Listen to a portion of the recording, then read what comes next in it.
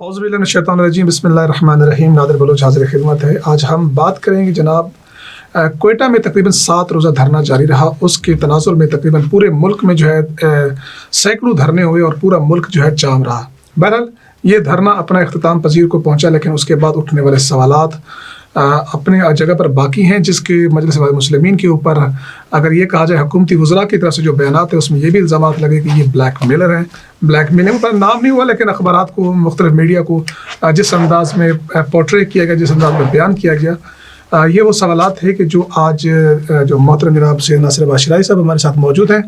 आप मजलिस मुस्लिमीन के मरकज़ी डिप्टी सेक्रेटरी जनरल भी हैं और इस सारे मामले में भी आप कोयटा में मौजूद रहे, तो कुछ सवालात हैं बड़े इंपॉर्टेंट उनसे करने हैं आपसे। सर बहुत बहुत शुक्रिया, आपने अपना कीमती वक्त दिया। जी आपका शुक्रिया, वेलकम। धरना इख्तिताम पजीर हो गया, लेकिन उठने वाले सवालात खुद यानी कि बहुत सारे, मैं खुद मीडिया से वाबस्ता हूँ। यहाँ पर जो हुकूमत, आप एक तरफ इत्तेहादी भी कहलाते हैं और उन्हीं इत्तेहादियों की तरफ से मीडिया इंडस्ट्री में मौजूद हो डान जैसा बड़ा इदारा, उसने भी कोड किया कि ब्लैक मेलिंग से मुराद अगर कोई थी तो वो मजलिस मुस्लिमीन थी। तो आप क्या ब्लैक मेलिंग कर रहे थे? एक तरफ आप इत्तेहादी भी हैं और साथ ब्लैक मेल भी करते हैं। बिस्मिल्लाहिर्रहमानिर्रहीम। पहले एक बार फिर आपका शुक्रिया, चूँकि कुछ लोगों को चोट लगी है और चोट जितनी गहरी लगती है फिर प्रोपेगेंडा उतना ज़्यादा होता है। मजलिस की और शुहदा की और शुहदा के लवाहिकीन की और शुहदा कमेटी की जो मजलिस के साथ गहरे इर्तबात के नतीजे में जो नताइज हमने हासिल किए हैं, तो उस पर जिन लोगों को चोट लगी है उन्होंने एक प्रोपेगेंडा कैंपेन का स्टार्ट किया है, आगाज़ किया है, और ये उसी के क्वेश्चंस में से एक क्वेश्चन है। लिहाजा अभी let me clear that. Number 1, हम पीटीआई के साथ किसी अलायंस में नहीं हैं। इत्तेहादी को अलाई कहा जाता है इंग्लिश में, और अलायंस हमारा जैसे जीडीए एक अलायंस है, जैसे पीडीएम एक अलायंस है, जो किसी मुश्तरका मौक़िफ़ के ऊपर अपनी तमाम हैसियतों को एक जगह पर मर्ज करके चल रहे हैं। ये होता है अलायंस। हमारा कोई अलायंस नहीं। नंबर 1, हम अपनी आज़ाद हैसियत के साथ खड़े हैं, पीटीआई अपनी आज़ाद हैसियत रखती। नंबर 2, हमने मुख्तलिफ़ जगहों पे कुछ सीट एडजस्टमेंट की है। इसको आप एक अरेंजमेंट कहते हैं, एडजस्टमेंट कहते हैं। ये एक लोकल अरेंजमेंट होता है, और इसको आप इस अंदाज़ में देखते हैं जैसे आप किसी दुकान से कोई चीज़ ख़रीदते हैं, आप उसको पैसे देते हैं, उससे चीज़ लेते हैं, उससे आपका कोई रिश्ता डेवलप नहीं होता, उसका आपका कोई अलायंस नहीं बनता। वो एक डील है, आपने उससे कोई फ़ायदा दिया और उसने आपको जवाबन कोई फ़ायदा दिया, दोनों अपने आप को सूटेबल समझते हैं, इसमें कोई और कनेक्शन मौजूद नहीं है। लिहाजा जीबी के अंदर मजलिस वहदत मुस्लिमीन एक बड़ी स्टेक होल्डर है, और मजलिस वहदत मुस्लिमीन ने अपने उस स्टेक होल्डर होने की हैसियत को मनवाया है। उसके मुताबिक जो है हमने एक शेयर अपने लिए लिया है, और मुख्तलिफ़ जगहों पे पीटीआई के लिए हमने जगह छोड़ी है, जिसकी वजह से पीटीआई जो है वो एक अच्छी पोजीशन में आई है। ये एक बात। दूसरी बात ये है कि जब आप पाकिस्तान के करंट सिनेरियो की बात करते हैं तो हमें ये देखना होगा कि हम कई पार्टियों और पीटीआई के दरमियान कंपैरिजन की बात कर रहे होते हैं। तो ये एक अलग अंडरस्टैंडिंग है कि जब आप ये कहते हैं कि आपको अपोजिशन में होना चाहिए, तो इसका क्या मतलब है? आप हमें पीडीएम में देखना चाहते हैं? आप हमें फजलुर रहमान साहब के साथ देखना चाहते हैं? क्या आपको वो पुराने धरने भूल गए हैं कि जिन धरनों के अंदर फजलुर रहमान साहब स्टैंड लिया करते थे और वो कहते थे कि ये शरन भी जायज़ नहीं है कि आप जो है इतने दिन इसको प्रोलॉन्ग करें? उस वक्त उनके ये मुतालबात हुआ करते थे। क्या हमें पीपल्स पार्टी का दौर भूल गया है? क्या हमें नून लीग का दौर भूल गया है कि जो हमारी विक्टिमाइजेशन हुई है? तो लिहाजा हम एक ऐसी पोजीशन में है कि जहां हमें लेसर ईवल का इंतखाब करना है इस सोसाइटी में सर्वाइवल के लिए। आप इस मुल्क के अंदर रहते हैं तो आपको कोई ना कोई पड़ोसी का इंतखाब करना पड़ेगा, आपको कोई ना कोई मुसाफिर, आप सफ़र करते हैं तो किसी न किसी के साथ आपको सफ़र करना पड़ेगा। तो हमने ये देखते हैं कि हम अपने असूलों के मुताबिक चलें, और ये जो कैफियत आपने बताई है, ये कैफियत इंडिकेट करती है कि मजलिस ने किसी के साथ भी अगर हमारी अंडरस्टैंडिंग या हमारा फ़र्ज़ करें कि लाइक माइंडेडनेस अगर कहीं थी, तो मजलिस ने उसकी कोई परवाह नहीं की है, और मजलिस ने जिसकी परवाह की है वो अपने प्रिंसिपल्स हैं, अपने असूल हैं, मजलूमीन हैं, शुहदा हैं, शुहदा के लवाहिकीन हैं। जवाब पे आ जाए। जी यही जवाब है कि हम अपनी लाइन के ऊपर खड़े हैं जिसमें मजलूमीन की मदद करना है। कोई इसे ब्लैक मेलिंग का नाम दे, कोई इसे कोई और नाम दे, हमें इससे कोई गरज नहीं है। लिहाजा आप प्रैक्टिकली पाकिस्तान में किसको अपोजिशन करते हुए देखते हैं? मजलिस वहदत अपोजिशन कर रही है। मजलिस वहदत पूरे पाकिस्तान में एजिटेशन को लॉन्च करती है। मजलिस वहदत जो है वो स्पोर्टिव धरने इनिशिएट करती है। मजलिस वहदत जो है उसकी लीडरशिप मुतालबा करती है कि वज़ीर आज़म साहब जो है ना सिर्फ ये कि वो इस पे माजरत करें, माफ़ी मांगे, बल्कि उनसे तौबा का मुतालबा भी करते हैं। ये मजलिस वहदत है कि जिसकी टॉप लीडरशिप ने वज़ीर आज़म साहब से मुलाकात करने से इस दौरे के दौरान, फॉर द टाइम बीइंग मैं ये कह रहा हूँ अलबत्ता, ताकि उनको इस मामले के हवाले से अपना एहतजाज जो है रिकॉर्ड कराया जाए। मजलिस की टॉप लीडरशिप उस मीटिंग में किसी ऐसी जगह पर भी जाने के लिए तैयार नहीं होती कि जहाँ मुलाकात हो और लोग उससे एक नतीजा जो है वो ये लें कि शायद इसमें। यहाँ पर एक सवाल बनता है, जी जी, सवाल ये बनता है कि जब वज़ीर आज़म साहब ब्लैकमेलिंग कहा तो एक डायरेक्टली मैसेज समझा गया कि शोधा के वर्सा को कहा गया कि ब्लैकमेलिंग कर रहे हैं, तो फिर आप ऐसी इत्तेहादी जमात के साथ क्यों खड़े हैं, बाहर क्यों निकलते हैं? मेरा ख्याल है जब आपके लिए ये बात क्लियर हो गई है कि इत्तेहाद नहीं है, तो फिर आपको दोबारा इत्तेहादी का लफ्ज़ इस्तेमाल करने की ज़रूरत नहीं है। और अगर आप ये चाहते हैं या कोई भी ये चाहता है, तो मैं समझता हूँ इससे बड़ी कोई ज़्यादती नहीं है कि हमें ये कहा जाए कि जब यहाँ से निकलना है तो कहाँ जाना है, आपने इस अरेंजमेंट में कहीं तो रहना है। आप चाहते हैं हम पीपल्स पार्टी की गोद में जाएं, या नून लीग की गोद में जाएं, या फजलुर रहमान साहब के साथ खड़े हों, या इस अलायंस के साथ खड़े हों जो इस वक्त मुल्क को जो है वो डिस्टेबलाइज करना चाह रहा है? क्या आपके इल्म में है या नहीं है कि इस वक्त जो है वो अमेरिका और अमेरिका के जो रीजनल अलाइंस हैं वो मिलकर इस अलायंस को प्रोटेक्ट कर रहे हैं और इस अलायंस को सपोर्ट कर रहे हैं ताकि पाकिस्तान को डिस्टेबलाइज किया जाए? क्या आपके इल्म में नहीं है कि इन वाक़यात से बहुत पहले क़िबला अल्लामा राजा नासिर अब्बास साहब ने ये स्टेटमेंट दी थी कि अगर पाकिस्तान में हमारी दुश्मन हुकूमत भी होती, ये इन वाक़यात से पहले की है, अगर दुश्मन हुकूमत भी होती तो हम उसको इस हालात में, इस सिचुएशन में कि जब वेस्ट जो है वो पाकिस्तान को डिस्टेबलाइज करना चाहता है, सी पैक को डिस्टर्ब करना चाहता है, हम कभी भी इस डिस्टेबलाइजेशन के प्रोसेस का पार्ट न बनते। हमारे अपने डिसीजंस हैं, हमारे अपने प्रिंसिपल्स हैं जो इस मकतब ने हमें दिए हैं, और उन प्रिंसिपल की बुनियाद पर हमने मजलूमीन की हिमायत का फैसला किया है। और हमने इसकी बात की कोई परवाह नहीं की कि इस वक्त जो है वो हमारे बाज़ वज़रा भी हैं या बाज़ जगह पे जो है वो PTI के अंदर हमारे लिए कोई नरम गोशा जो है वो पाया जाता है। और मैं आपको ये बात इंडिकेट भी करूँ, अगर डॉन ने ये स्टोरी चलाई है और अगर हमारी उसने इस हैसियत को माना है, दरअसल ये उसके अल्फाज हैं, उन अल्फाज को छोड़ दें, लेकिन उन्होंने एतराफ़ किया है कि मजलिस जो है वो हुकूमत के साथ नहीं खड़ी।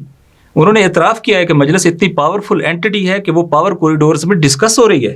उन्होंने इसका एतराफ़ किया है कि वज़रा और काबीना की मीटिंग में मजलिस वहदत मुस्लिमीन जो है वो डिस्कस होती है।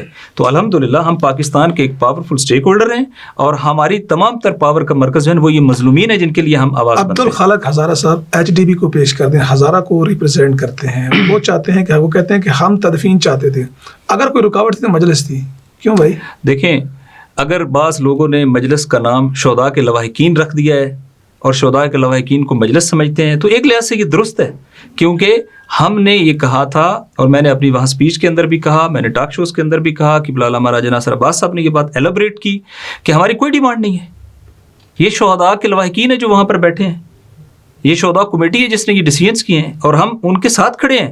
लिहाजा पूरे पाकिस्तान में हमने उनके एजुटेशन को इतना स्ट्रेंथन कर दिया कि हमने जो है वो उसके साथ एक फ़िज़ा बना दी। अब मैं जो अब्दुल खालिक हज़ारा साहब की बात करता हूँ, मैं शख्सियत को निशाना नहीं बनाया करता रूटीन में, लेकिन अपना एस्टेब्लिशमेंट के कंधे पर बैठकर असम्बली में पहुँच जाना और वजारतों को हासिल कर लेने का मतलब और अपने नाम के साथ लफ्ज़ हज़ारा लिखवा लेने का मतलब ये हरगिज़ नहीं है कि आप हज़ारा मजलूमीन हज़ारा के तर्जुमान हैं, आप इस ट्राइब की तर्जुमानी करते हैं।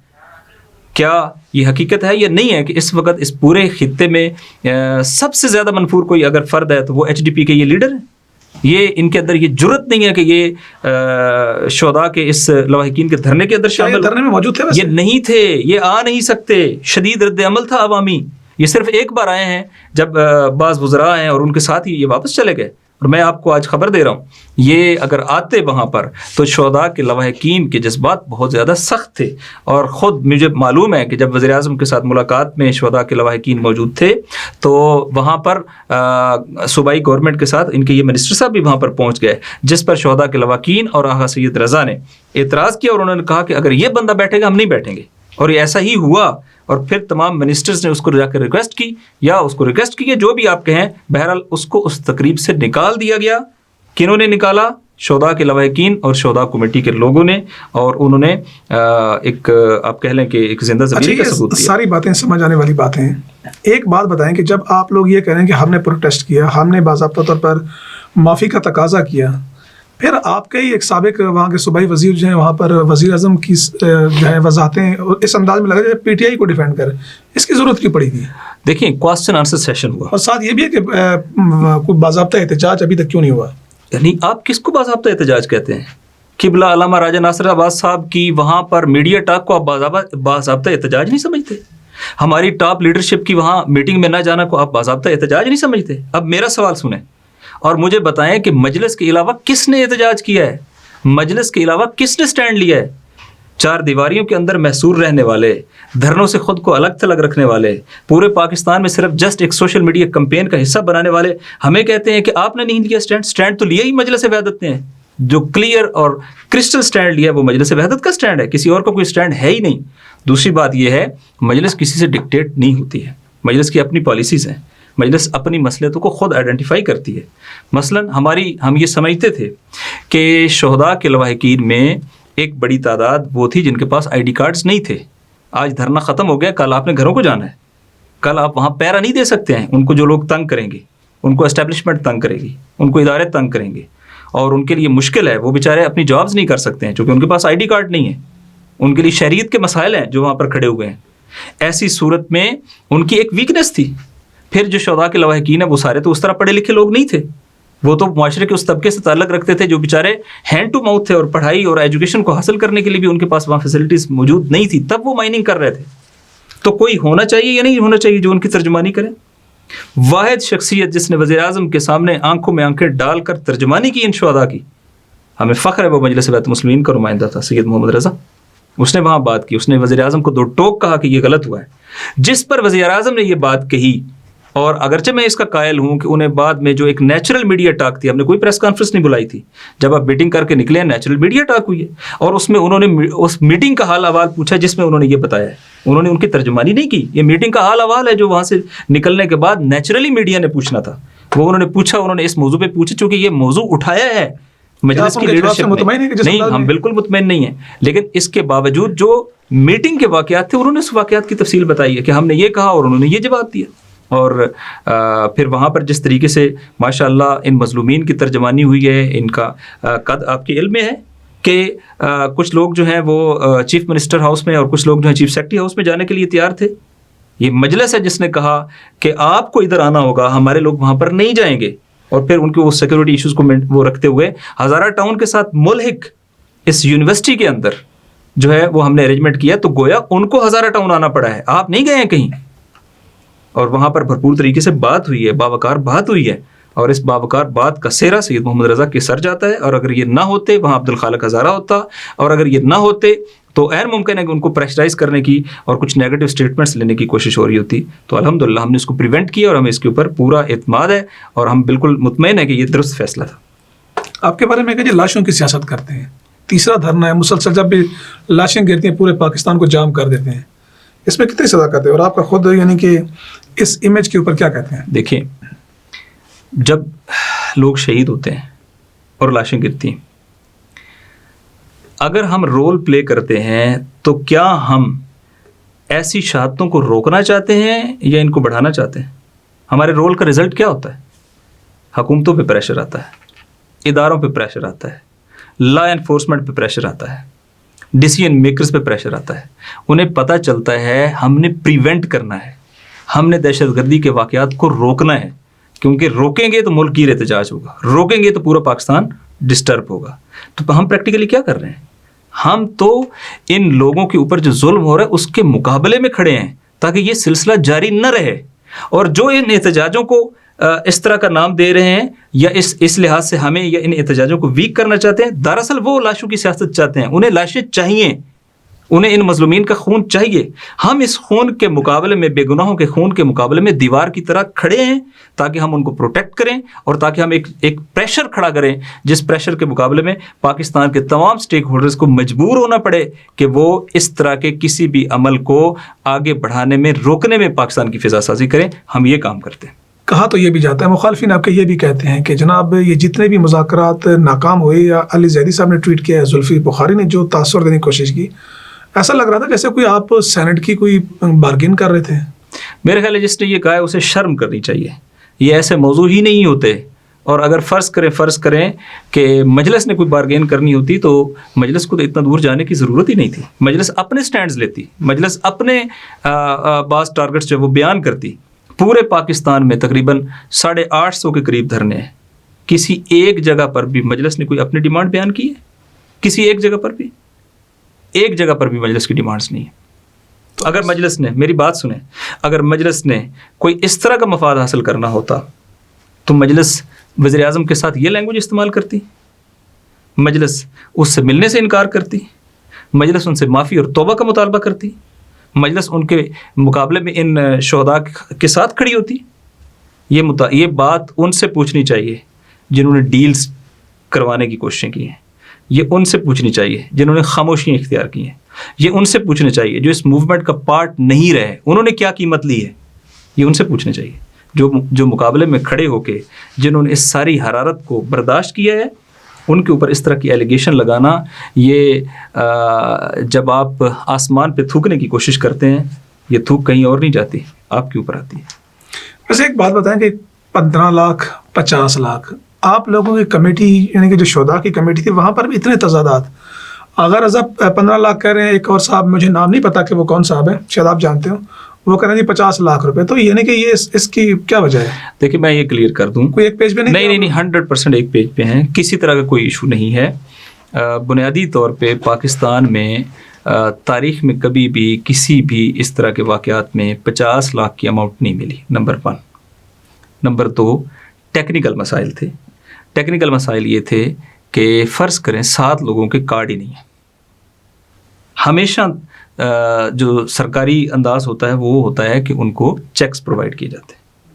اب اگر ہم اس میں ایک افیکٹو رول پلے نہ کرتے تو وہ چیکس پرووائڈ ہوتے, وہ تو 2 یا 3 لوگوں کو جاتے, باقیوں کو تو چیکس کیش ہی نہیں ہو سکتے تھے. لہٰذا وہاں پر یہ کیا گیا کہ گورنمنٹ نے کہا کہ ہم جو آفیشیل یہاں اپنی طرف سے وہ جاری کریں گے وہ 15 کا ہوگا, لیکن ہم لواحقین کو پوری کی پوری اماؤنٹ جو ہے وہ پرووائڈ کریں گے. ہمیں اس سے کوئی غرض نہیں تھی, ہمیں یہ غرض تھی کہ لواحقین کو مطمئن ہونا چاہیے. لہٰذا لواحقین جب مطمئن ہو گئے اور انہوں نے کہا کہ ان کو یہ کمپنسیشن, چونکہ غریب فیملیز کے لوگ تھے اور یہ شہداء پیکج جو ہے جس کو یوں آپ کہہ لیں کمپنسیشنز کہنا بھی غلط بات ہوتی ہے, تو یہ ان کو پرووائڈ کی جائیں اور ان ہینڈ پرووائڈ کی جائیں, تو وہ ہمارے پریشر کے نتیجے میں ان ہینڈ پرووائڈ کی گئیں اور وہ 50 لاکھ ہی پرووائڈ کی گئیں. یہ بائیفرکیشن بعض اوقات اس نے تھوڑا سا وہ کیا کہ اس 50 لاکھ میں سے وفاقی حکومت کے 15 لاکھ تھے اور صوبائی حکومت کے کچھ لاکھ تھے اور کچھ جو ہے وہ لوکل ایڈمنسٹریشن نے پرووائڈ کیے. یہ اس بائیفرکیشن کی وجہ سے یہ کنفیوژن ہوئی ہے.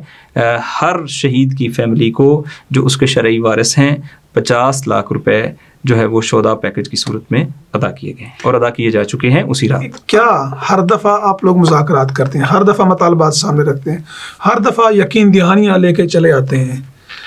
ریٹرن تو انہوں نے تحریک لبیک کے ساتھ بھی کیا, معاہدہ آپ کے سامنے ہے.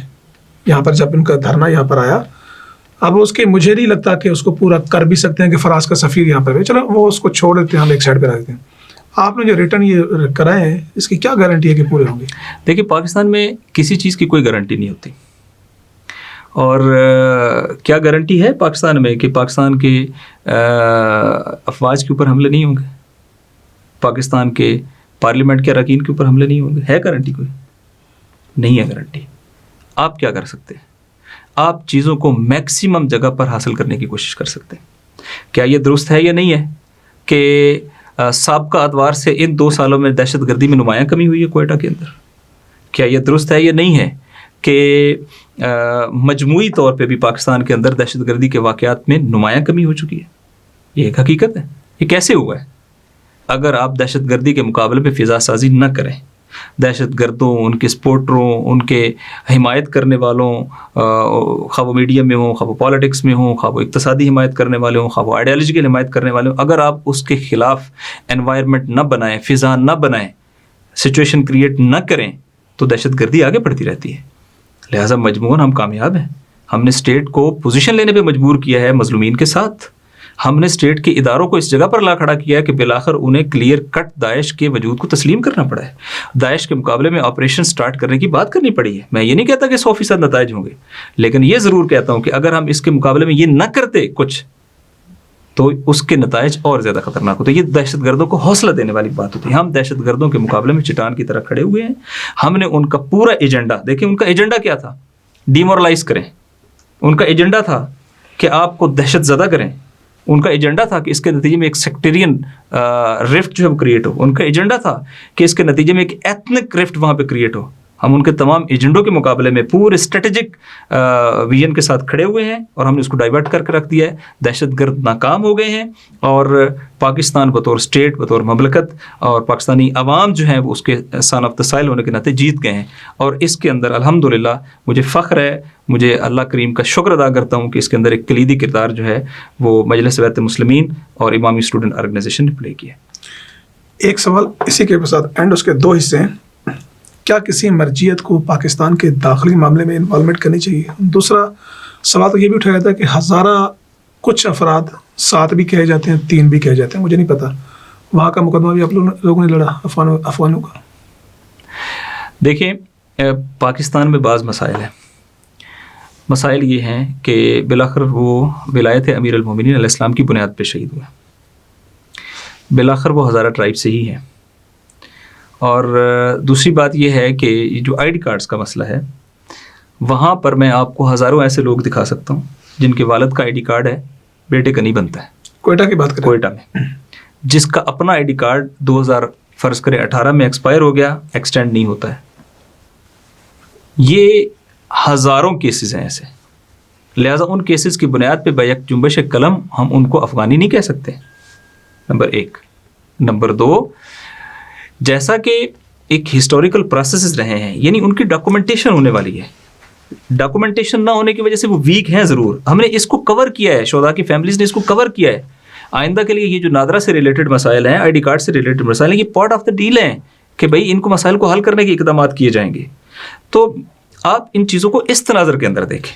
تو ہمیں ان مظلومین کا وکیل بننا چاہیے تھا، ہم بنے، اور ہمیں فخر ہے کہ الحمدللہ ہم نے عزت اور آبرو کے ساتھ ان کی آواز ہم بنے ہیں. جو آپ کے سوال کا دوسرا حصہ ہے، دیکھیں یہ ایک حقیقت ہے کہ جو فیصلہ ہوا ہے انڈیجنس فیصلہ ہوا ہے. مقامی عمائدین نے، اس کمیٹی نے مشترکہ طور پہ تمام 14 اراکین نے اتفاق رائے سے یہ فیصلہ کیا.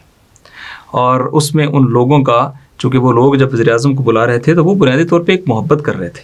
بنیادی طور پہ ان کو بلا کے اپنے مسائل کو انڈورس کرانا چاہ رہے تھے، ایک گارنٹی کریٹ کرنا چاہ رہے تھے تاکہ اسٹیٹ کے جو سب سے ٹاپ لیول آفیشل ہے وہ آ کے انشور کرائے گا کہ ہم آپ کے جو مطالبات ہیں اس پہ عمل کریں گے. اس کے علاوہ مطالبات میں وزیر اعظم کا آنا نہیں تھا، لیکن ان مطالبات کو انشور کرنے کے لیے لوگوں کی وہ تھی. جب اس طرح کی وزیر اعظم ہاؤس سے اسٹیٹمنٹس آنا شروع ہو گئیں تو پھر لوگوں کے پاس کوئی اور چارہ نہیں رہا مگر یہ کہ انہوں نے فیصلہ کیا. اس عدم اطمینان کی بنیاد پہ ہی فیصلہ کر لیا کہ اب جو ہم خود وائنڈ اپ کریں گے اور اب ہم تدفین کریں گے اور اب ہمیں وزیر اعظم کی انتظار کرنے کی کوئی ضرورت نہیں ہے.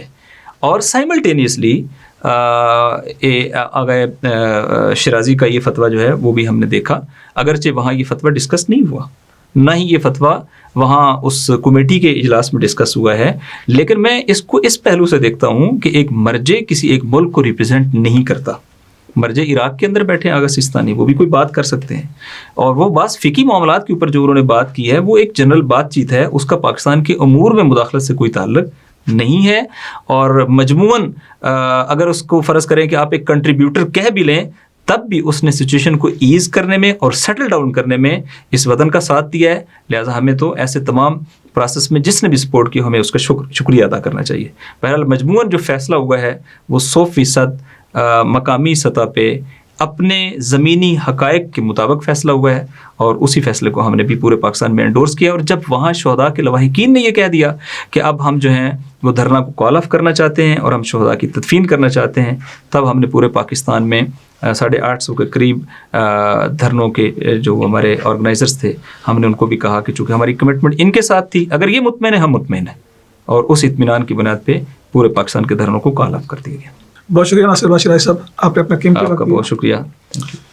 تو دوستوں یہ وہ امپورٹنٹ سوالات ہیں کہ جو سوشل میڈیا پر مختلف دوستوں کی طرف سے بھی مجھ سے پوچھے گئے تھے کہ ان سوالوں کے جواب دیں. میں نے سمجھا کہ مناسب فورم اور مناسب شخصیت یہی ہے کہ جن سے سوالات کیے جائیں. آپ کو یہ ویڈیو کیسے لگی اپنے فیڈ بیک سے ضرور آگاہ کیجیے گا. مجھے دیجیے اللہ حافظ ناصر.